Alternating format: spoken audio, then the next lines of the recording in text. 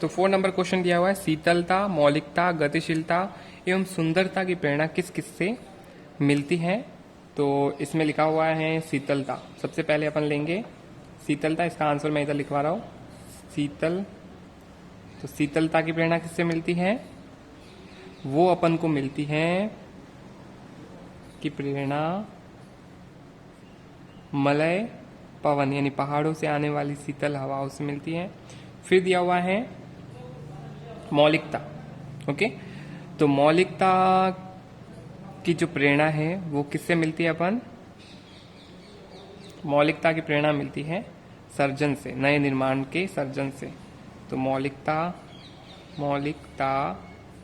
की प्रेरणा किससे मिलती है, सर्जन से। इसी तरह नेक्स्ट क्वेश्चन दिया हुआ है गतिशीलता। गतिशीलता की प्रेरणा मिलती है परिवर्तन से। तो इसका आंसर होगा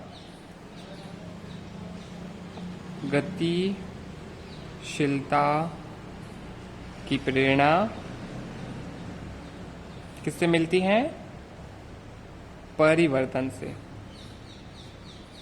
ओके, इसी तरह नेक्स्ट क्या दिया हुआ है, सुंदरता।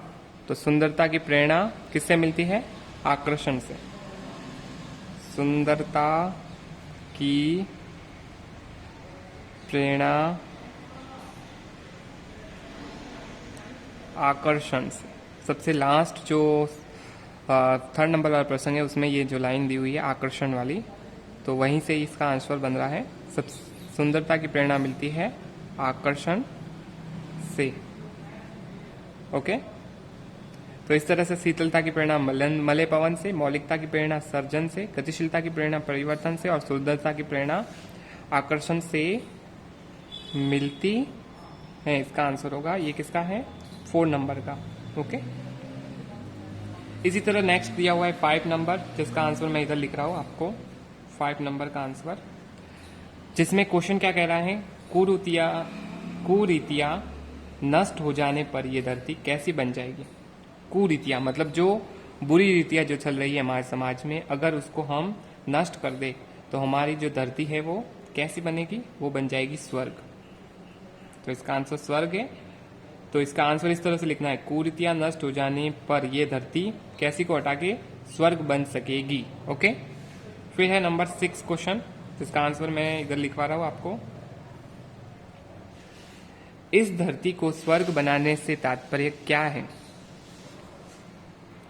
तो इस धरती को स्वर्ग बनाने से मतलब यहाँ तो नहीं तो कोई दुख हो, यहाँ तो नहीं कोई दुख रहे, और सौंदर्य और प्रेम की स्थापना हो। तो इसका आंसर है कि यहाँ पूर्ण सुख, सौंदर्य, सौंदर्य यानी सुंदरता, सौंदर्य व प्रेम की स्थापना हो, प्रेम की स्थापना करना, इसका अर्थ है। ओके, कि धरती पर पूर्ण सुख, सौंदर्य और प्रेम की स्थापना करना और सबको समानता का अधिकार और समानता की दृष्टि से देखना, ये है धरती को स्वर्ग बनाने से अर्थ है। फिर है 7 नंबर, जिसका मैं इधर लिखवा रहा हूं आंसर, अगर कहीं हो स्वर्ग, इस वाक्यांश का क्या तात्पर्य है।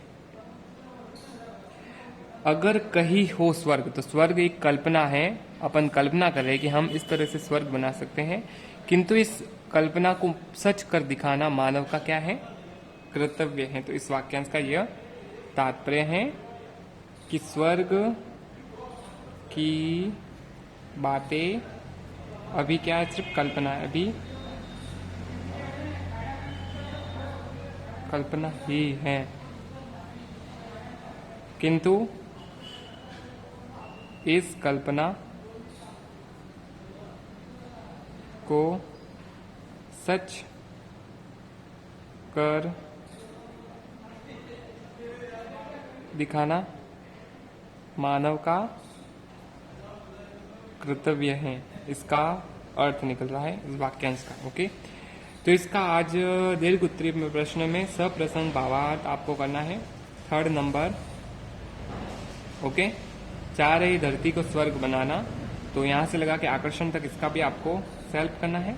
मैंने आपको समझाया था, इसको एक बार वापस में समझा देता हूँ कि मनुष्य का लक्ष्य होना चाहिए कि इसी धरती पर ऐसा वातावरण बना दे कि वह स्वर्ग बन जाए, अर्थात धरती किसी प्रकार का दुख न रहे, सुख, सौंदर्य और शांति और प्रेम की स्थापना हो सके और उसका प्रसार हो सके। धरती को अपना मनचाहा रूप प्रदान करने से मनुष्य को सतत प्रयास करते रहना चाहिए।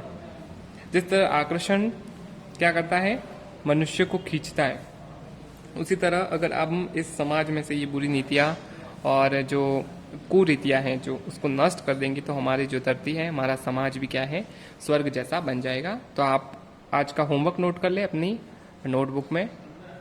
तो आपका वर्क रहेगा, प्रश्न ख दिया हुआ है उसका 4 नंबर, प्रश्न ग का अति लघुत्रात्मक में 4 नंबर, लघुत्रात्मक में 4, 5, 6, 7 और दीर्घुत्रात्मक में 3rd नंबर, जिसमें आपको भावार्थ लिखना है जो आज अपन ने पढ़ा है। ओके, तो इस जो क्लास में हमने पढ़ा है उसके भावार्थ को आप अच्छे से समझे और चाहे तो अपना जिसमें अपनी भाषा को भी ऐड करके इसको आप अच्छे से लिख सकते हैं। ओके, तो आपको पहले तो उसको समझना है अच्छे से, फिर लिखना है।